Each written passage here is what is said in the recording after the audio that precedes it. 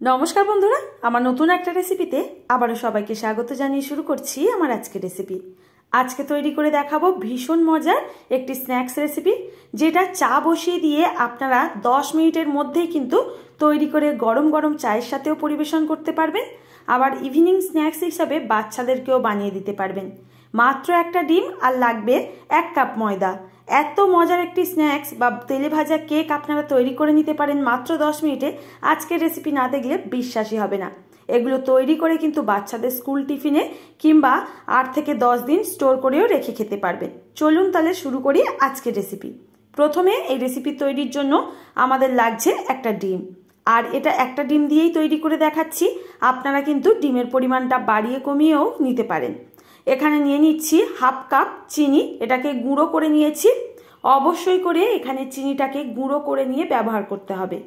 আর দিয়ে দিচ্ছি 1/4 cup refined oil, এখানে বাটারের ব্যবহারও করতে পারবেন। অ্যাড করে দিলাম 1 চিমটি লবণ, তার সাথে একটুখানি ভ্যানিলা এসেন্স। এতে করে এর মধ্যে একটা সুন্দর কেকের মতো ফ্লেভার পাবেন, আর ডিমের গন্ধটা একদমই লাগবে না।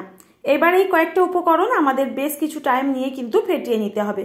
যতক্ষণ না সমস্ত কিছু মিশে ক্রিমের মতো হয়ে যাচ্ছে ততক্ষণ কিন্তু আমি ফেটিয়ে নিচ্ছি। খেয়াল করে দেখেছেন এখানে কিন্তু দুধ, জল কিছুই ব্যবহার করিনি। এখন এই ব্যাটারটা কিন্তু আমার পুরোপুরি ক্রিমের মতো পর্যায়ে চলে এসছে। এই সময় আমরা এর মধ্যে অ্যাড করে দেব ময়দা। এখানে একটা ডিমের জন্য কিন্তু আমি 1 কাপ ময়দায় মাপ করে নিয়েছি। আর দেখুন প্রথমে কিছুটা দিয়ে দিলাম, দিয়ে আস্তে করে মিশিয়ে নিচ্ছি। সম্পূর্ণ একেবারে দিতে যাবেন না, আস্তে আস্তে করে এইভাবে মিশিয়ে নেবেন। আর এটা মেশানো হয়ে গেলে আমি এখানে আরও যে কিছুটা ময়দা আছে সেটাও এর মধ্যে দিয়ে দেব, আর ভালো করে কিন্তু মিশিয়ে নিতে হবে। আর এর ঘনত্ব কিন্তু যে আমরা নর্মাল স্পঞ্জ কেক তৈরি করি সেই কেকের তুলনায় ব্যাটারটা অনেকটা পরিমাণে ঘনত্বের হবে। এখানে পাতলা হবে না এই ব্যাটারটা, তাহলে কিন্তু পারফেক্টভাবে আমাদের এই ভাজা কেকগুলো তৈরি করা যাবে না। তো দেখুন বন্ধুরা, এই শুকনো শুকনো অবস্থাতেই কিন্তু আমাদের সুন্দর করে মেখে যেতে হবে, আর সুন্দর কিন্তু একটা বেশি ঘনত্বের ব্যাটার তৈরি হয়ে যাচ্ছে। এটা আমার মেখে নেওয়া হয়ে গেছে, আর দেখুন পুরোপুরি কিন্তু ক্রিমের মতো লাগছে দেখতে। এখন আমি এখানে কিন্তু baking powder, baking soda add করিনি। এখন এর মধ্যে দিয়ে দেব 1 টিস্পুন বেকিং পাউডার আর 1/4 টিস্পুন দিয়ে দিচ্ছি বেকিং সোডা। 1 কাপের জন্য এই মাপটাই করবেন। এবারে এই শুকনো উপকরণ দুটোকেও কিন্তু এই ব্যাটারের মধ্যে আস্তে আস্তে দেখুন মিশিয়ে নেব। আর মিশিয়ে নিলেই কিন্তু আমাদের কেকের জন্য ব্যাটার পুরোপুরি তৈরি। বন্ধুরা, এই রেসিপিটা তৈরি করা কিন্তু ভীষণ সহজ। আপনারা 10 মিনিটের মধ্যে কিন্তু এটা তৈরি করে নিতে পারবেন, আর খেতেও কিন্তু দুর্দান্ত হয়। ব্যাটারটা আমাদের ভালোভাবে মিক্স করে নিয়ে 5 মিনিটের জন্য রেস্টে ছেড়ে দিতে হবে। ফিরে আসলাম 5 মিনিট পর। এখন ঢাকনাটা খুলে দেখুন ব্যাটারটা দেখিয়ে দিচ্ছি। ব্যাটারের ঘনত্ব কিন্তু একই আছে, এখানে কোনোভাবে কিন্তু বেশি ঘনত্বের হয়ে যায়নি। তো এবার আবারও কিছুক্ষণ এটাকে ভালো করে ফেটিয়ে নিচ্ছি, আর যত ফেটাবেন ততই কিন্তু এখানে স্পঞ্জি হবে এই কেকটা। তো দেখুন এটাকে ভালো করে ফেটিয়ে নেওয়ার পর হাতে একটু তেল লাগিয়ে নিচ্ছি, আর একটা ছোট্ট মাপের এখানে স্পুন নিয়ে নেব, এতেও তেল মাখিয়ে নিচ্ছি। আর এই কেকগুলো কিন্তু তৈরি করতে সুবিধা হবে।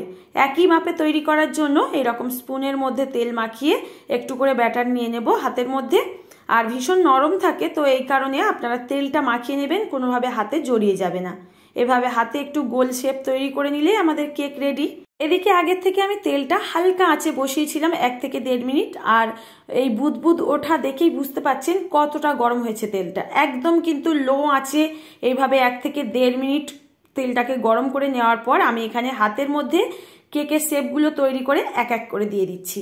আমি যেহেতু 1 কাপ ময়দা দিয়ে তৈরি করেছি, তাই একবারেই কিন্তু আমার সমস্ত কেকগুলো ভেজে নেওয়া হয়ে গেছে।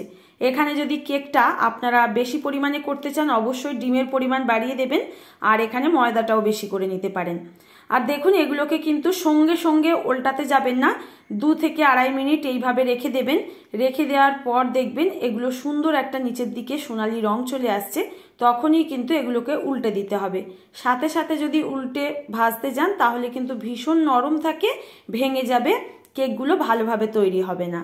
তো আবারও কিন্তু 1 থেকে 1.5 মিনিট আমি এইভাবে ভেজে নিয়েছি, আর গ্যাসের ফ্লেম অবশ্যই করে লোতে রেখে এই কাজটা করতে হবে। কথা বলতে বলতে এখানে কিছুটা কেক কিন্তু আমার ভাজা হয়ে গেছে, এগুলো তেল ঝরিয়ে উঠিয়ে নিচ্ছি। প্রথম অবস্থায় তেলে দেওয়ার কারণে ওগুলো ভাজা আগে হয়েছে, আর এগুলো শেষের দিকে দেওয়ার কারণে কিন্তু ভাজাটা এখনো বাকি আছে। তো তো গ্যাসের ফ্লেমটা লোতে রেখে এগুলোও ভেজে নেব আর তেল ঝরিয়ে উঠিয়ে নেব। তো বন্ধুরা, আজকের রেসিপিটি যদি ভালো লাগে অবশ্যই একটা লাইক করবেন, আর নতুন বন্ধুরা এসে থাকলে চ্যানেলটিকে সাবস্ক্রাইব করে নিতে ভুলবেন না। ফেসবুক পেজ থেকে যদি রেসিপিটি দেখে থাকেন পেজটিকে ফলো করে দেবেন, আর ফ্রেন্ড ও ফ্যামিলির মধ্যে রেসিপিটি শেয়ার করে দেবেন। এখন এগুলোকে তুলে আমি একটু ঠান্ডা করে নিয়েছি, আর দেখতে দেখুন কতটা লোভনীয় হয়েছে। চায়ের সঙ্গে খেতে কিন্তু দুর্দান্ত লাগে। আপনাদের ঝটপট বানিয়ে নিতে যদি ইচ্ছে করে এই রকম একটা স্ন্যাক্স রেসিপি চায়ের সঙ্গে তৈরি করে নিতে পারেন, আর খেয়েও দেখবেন ভীষণ মজার হয়। একটা ভেঙে দেখিয়ে দিচ্ছি কতটা ক্রিস্পি বাইরে আর ভেতরটা কতটা স্পঞ্জি। আরও একটাকে বন্ধুরা ভেঙে দেখিয়ে দিই, দেখুন একেবারেই কিন্তু ভেতরটা কেকের মতো স্পঞ্জি আর নরম তুলতুলে। অনেক সময় কেক বানাতে গিয়ে আপনারা ব্যর্থ হন, তো আজকের এই ভাজা কেক রেসিপি কিন্তু বাড়িতে ট্রাই করে দেখতেই পারেন, যে কেউ বানাতে পারবে যখন তখন। আজ আসি বন্ধুরা, দেখা হবে আবারও এরকম সহজ কোনো রেসিপির সঙ্গে। ততক্ষণ সবাই ভালো থাকবেন, সুস্থ থাকবেন। এতক্ষণ ধরে ভিডিওটির সঙ্গে থাকার জন্য আপনাদের অসংখ্য ধন্যবাদ জানাই।